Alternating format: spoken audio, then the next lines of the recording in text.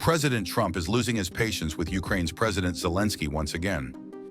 This time because Zelenskyy has said it would not be possible for Ukraine to agree to Russia's illegal annexation of Crimea. Trump was upset because Ukraine would not legally recognize the occupation of Crimea. The U.S. president took to social media to post a rant accusing Zelenskyy of prolonging the killing field.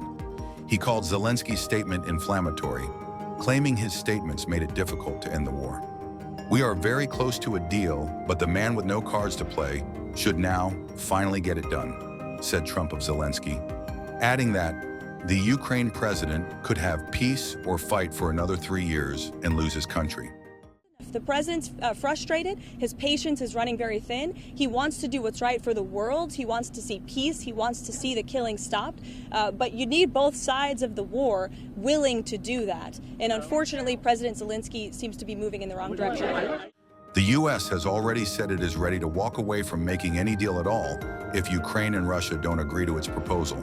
But the proposal, at least the parts of which have been reported on, suggests that the U.S. wants Ukraine to agree on the status of Crimea, something that was always a non-starter for Ukraine.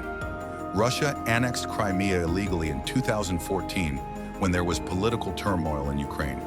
Under President Trump in his first term, his own Secretary of State Mike Pompeo said in the 2018 Crimea Declaration, "The United States rejects Russia's attempted annexation of Crimea and pledges to maintain this policy until Ukraine's territorial integrity is restored."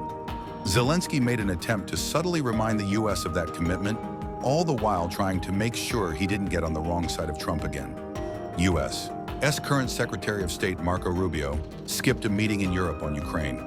But Zelenskyy said he was hopeful the 5 countries that met in Europe, including the U.S.'s Ukraine envoy, would work to bring peace. That's easier said than done, though. While Europe has been steadfast in supporting Ukraine, the U.S. under Trump has made some interesting U-turns on its Russia policy. Some analysts have wondered if Trump is more keen to reestablish bilateral trade ties with Russia rather than find a peaceful and fair peace plan for the Ukraine-Russia war. But I will say that I think Russia is ready, and a lot of people said Russia wanted to go for the whole thing.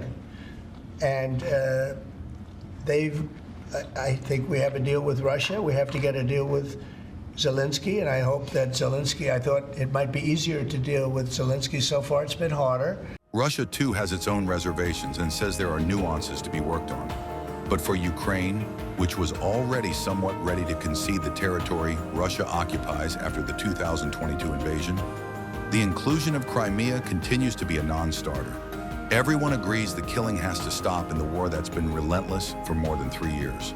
But what Europe and Ukraine seem to be asking as a fair and just ceasefire doesn't seem to match Trump and his administration's view of a good deal.